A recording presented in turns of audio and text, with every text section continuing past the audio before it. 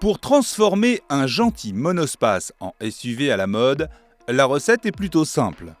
Oubliez la ligne monovolume, adoptez un capot plus long et quasi horizontal et une face avant plus volontaire et verticale. Affinez le profil et rehaussez le tout de quelques centimètres.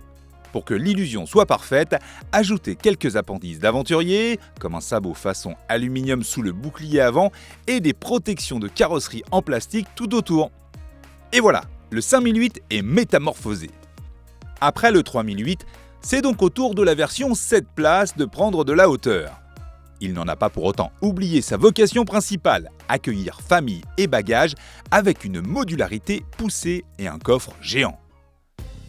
Le deuxième rang conserve ses 3 sièges indépendants de même taille, coulissants et inclinables.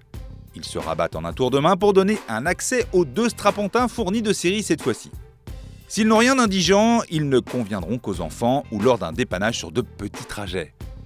Astuce inédite dans la catégorie, ces 2 sièges d'appoint peuvent s'extraire facilement pour agrandir encore le volume de chargement de 80 litres. Dans cette configuration, la soute peut engloutir 780 litres de bagages, le record du segment. Le dossier du siège passager se rabat également pour faciliter le chargement d'objets mesurant jusqu'à 3,20 m de long. Sous le capot de cet imposant SUV de 4,64 m, Peugeot proposera 5 motorisations.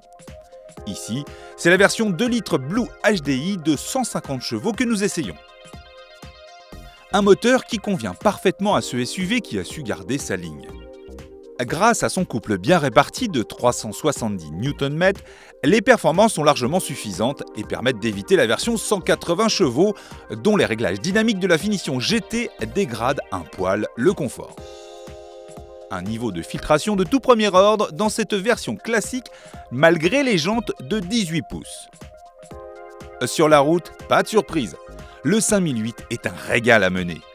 Grâce à son excellente plateforme EMP2 et des trains roulants réglés aux petits oignons, le Sochalien devient la nouvelle référence de la catégorie. Les plus pointilleux remarqueront que l'allongement de l'empattement par rapport au 3008 le rend un poil moins dynamique. Mais qu'importe, les Skoda Kodiaq et Nissan X-Trail sont largement battus à ce niveau-là. Et s'il vous venait l'envie de faire du hors-piste, ne vous emballez pas. Le 5008, deuxième du nom, n'est pas un franchisseur. Sa garde au sol rehaussée et son anti-patinage évolué vous permettront tout juste d'emprunter des chemins champêtres. Spacieux, pratique, excellent sur la route, le 5008 est décidément une familiale bien née. Ajoutez à cela un superbe habitacle qui continue de faire son petit effet et un équipement technologique au diapason et vous obtenez un des tout meilleurs SUV compacts 7 places du marché. Affiché à partir de 26 400 €, 5008 devrait connaître le même succès que son petit frère et devrait se vendre surtout dans des versions hautes.